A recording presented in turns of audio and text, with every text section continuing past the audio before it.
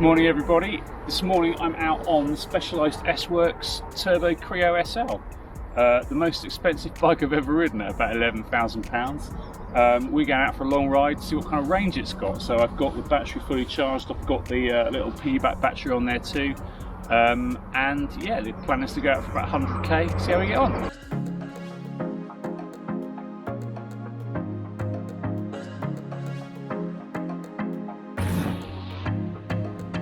The plan was to ride a loop with a bit of everything.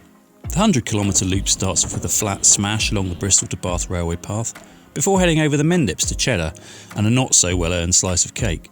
After that there's the fearsome Draycott climb before a long descent off the Mendips and a lumpy return to base.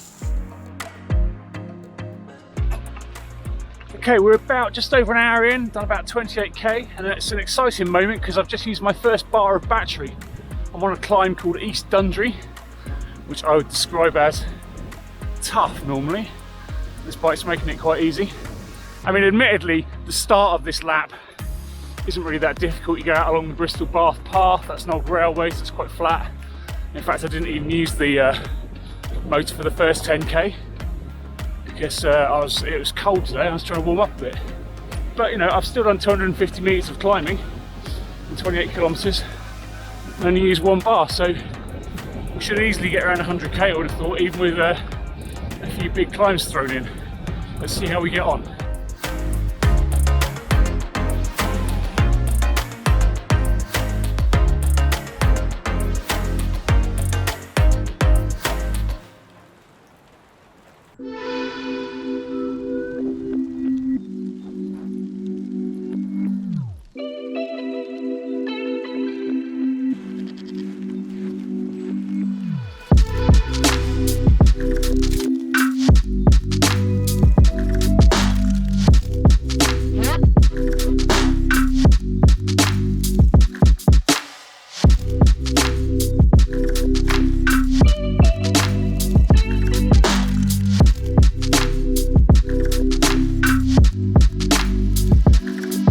So I've made it to my mid-ride stop in Cheddar. It's about 65 kilometres in, and the battery on the Creo SL here is saying that I've got 6 bars left.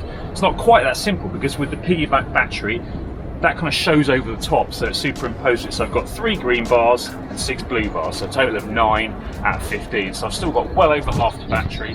It's not as far back, but it is quite up and down. There's the big climb of Draycott to do, and then over the top of the Mendips and home. It's lumpy from there, so we've got 905 metres of climbing so far.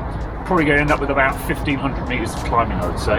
So big day out in the saddle, 100 kilometres, and I reckon I've got plenty of juice to get home. Let's see.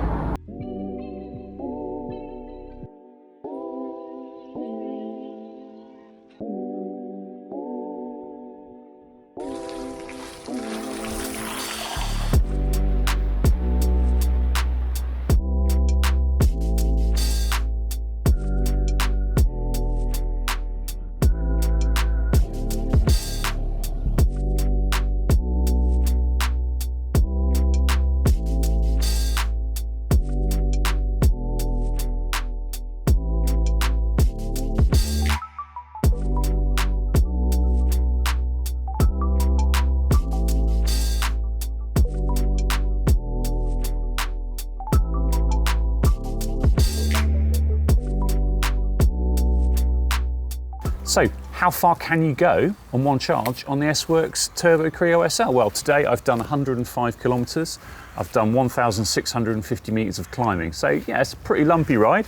And I've still got 2 bars of the main battery and 2 bars of the piggyback battery left. And that's without really trying to eke it out. I've been, you know, putting it up to maximum assistance on the big climbs, and I've had the assistance on all the time. So every time I've dropped under 25 kilometres an hour, the motor's kicked in, and it's got around easily enough. I mean, without this, this is 160 watt hours, and this main battery is 250. So without this, I would have had to be a little bit more careful with my choice of modes in order to get around the ride.